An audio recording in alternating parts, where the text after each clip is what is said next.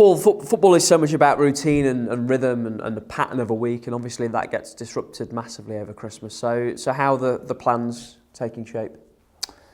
Well,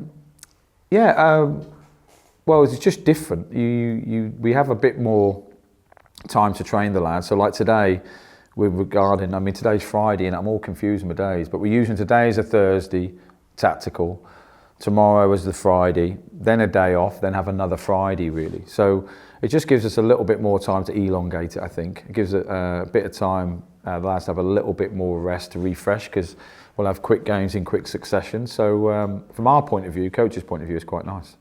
Fans and certainly media always talk about the importance of the Christmas and New Year period, because it's 3 games in a row and very quickly you can move up or down the table in some senses.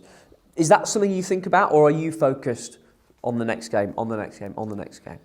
I think my politically correct answer would be no, just think about the next game, but that wouldn't be the truth. I always think about groups of games and attack 3 or 4 games at a time, and I think I really enjoy games over Christmas. I always think our teams play with a real energy and try and grab January by the throat.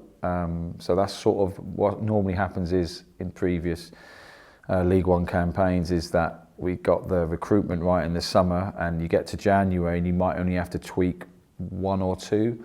So when loads of clubs talk about, we're signing him, they're signing loads, in my opinion, is because they got loads wrong. Whereas I like to think we go into January with this group in pretty good form. I know we need to tweak a couple of positions, but there isn't a great deal wrong. So I'd like to think that we could get through the festivities in good fettle, but then it allows you to attack January. And I think sometimes as a coach, and I've made the mistake myself, that with all the ingoings, outgoings, who's coming, who's not coming, you're swapping him for a bag of chips, you're getting him, if you let him use your caravan for the weekend, it's just absolute mayhem in January. And if you can just focus on the players you got and just tweak a little bit, you're great. And that's how I see this period, the whole, not just the December, January. So then if you can get, hopefully 3, 4, 5 wins in that period, you go into February in a really good, strong position, and other teams are then trying to, if they've made loads of changes, loads of improvements, it takes a long time to get all them players to bed in. That's why,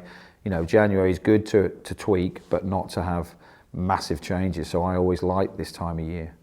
After Bolton, you're going to start seeing teams for the second time as well. Cambridge, Accrington, you've played them already. How much does it affect facing a team the second time around? It's a little bit easier in regards to talking to the lads about it, because obviously, they know, it's probably 70% of the players who play the second time, although, like I've just alluded to, there will be changes in January to teams. There has been changes to management teams. So, but all we ever do is, like when we play Cambridge the next time, we'd have watched their last 3 games religiously, and we would have gone off that, not what happened, our first game in or anything like that. And in fairness, since it's the same for Cambridge, since they played us on that day, our team looks completely different. We've played probably 3 different shapes since then as well. So it is more familiar, and the match prep is probably a little bit shorter. But apart from that, virtually everything else is the same. 3 games in 7 days coming up for you. Not as if you've not done that before this season, of course. But are you going to need everyone in the squad, do you think, over Christmas?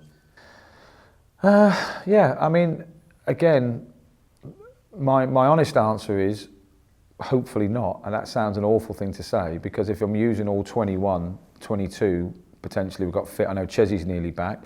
But if I'm using all of them, there's been some either catastrophic performances or injury crisis. I'd probably, realistically, you're probably looking at using 16 of them. That's probably in fairness.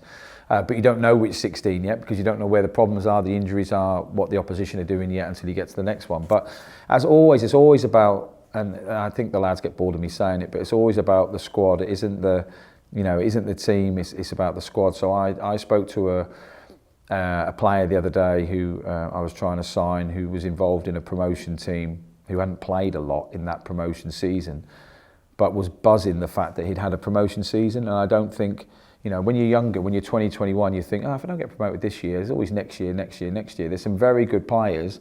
I don't think Tom Barkhausen's been involved in a promotion. I think the highest he's finished is like 9th or something. I might be wrong. You can quote me, because I tell fibs. But so the whole squad thing, so it doesn't matter if you play 40 games, 20 games, 10 games, 5 games. It matters if you've been part of something, and that's what we're trying to create here, to be part of something. And over the next few games, few weeks, like virtually everyone in the squad, I think, has played a first team minute. So if they've played, they've been part of it, and I'd like to try and keep as many of them together as I can. However, I know to bring new bodies in, some people's game time is going to be even more limited, so might want to go, but that's sort of how I see it. You mentioned James Chester there, getting closer. Everyone else okay? Yeah, I don't think we've got any injury issues at all. So, Chesy's doing his last little box tick today, and then he's training with the full squad tomorrow. So he won't be involved, obviously, at Bolton, unless something catastrophic happens.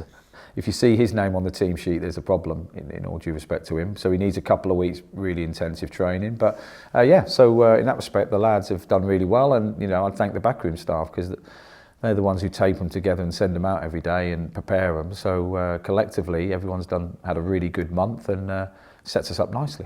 And a word or two on Bolton, another side like you in and around the playoff places and pushing maybe to get even higher.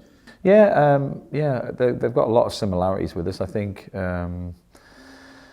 they've had 3 windows now to build a formidable League One team. And you can always see the teams who invest. Sometimes it's not the first year; it's the second year. You can see the Ipswiches and that as well now this season. The Sheffield Wednesdays this year are a bit stronger.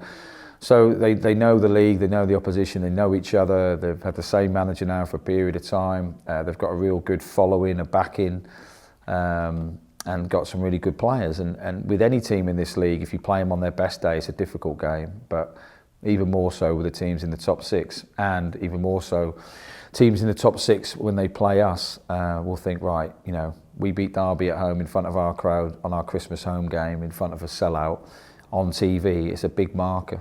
So I'm well aware that Ian will think the same as me. It's a big game for both teams, and hopefully it'll be a good one, but it will be both teams, whoever comes out victorious, if a team does, will give themselves a massive boost going into the remainder of the festive fixtures.